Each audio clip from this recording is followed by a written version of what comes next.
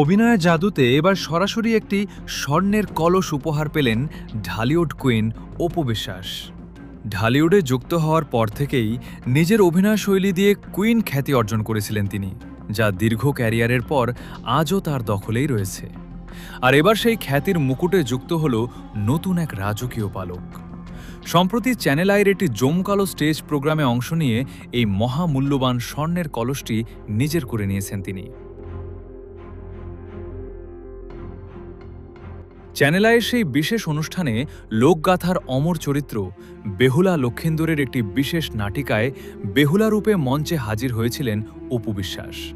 তার নিখুঁত অভিব্যক্তি, নাচ আর অভিনয়ে মন্ত্রমুগ্ধের মতো তাকিয়েছিলেন উপস্থিত দর্শকেরা।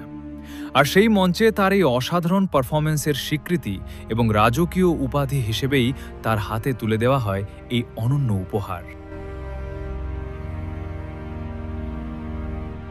এই বিশেষ পুরস্কার হাতে পেয়ে আবেগে আপ্লুত হয়ে পড়েন ঢালিউড কুইন। নিজের ভেতরের আনন্দ প্রকাশ করতে গিয়ে অপু বিশ্বাস একাল সেকালের এক সুন্দর স্মৃতিচারণ করেন। তিনি জানান, জীবনে এই নিয়ে দ্বিতীয়বারের মতো স্বর্ণের কোনো পুরস্কার বা উপাধি পেলেন তিনি। এর আগে একদম ছোটবেলায় স্কুল জীবনে একটি নৃত্য প্রতিযোগিতায় প্রথম হয়ে সোনার উপহার পেয়েছিলেন। আর তাই এত বছর পর ক্যারিয়ারের এই পর্যায়ে এসে চ্যানেল আইয়ের মঞ্চ থেকে পাওয়া এই স্বর্ণের কলসটি তার জীবনের দ্বিতীয় এবং অন্যতম সেরা উপহার হয়ে থাকবে। মঞ্চে বেহুলা সেজে অপু বিশ্বাসের এই বাজিমাত এবং স্বর্ণের কলস জয়ে আপনি কতটা আনন্দিত জানিয়ে দিন কমেন্ট বক্সে।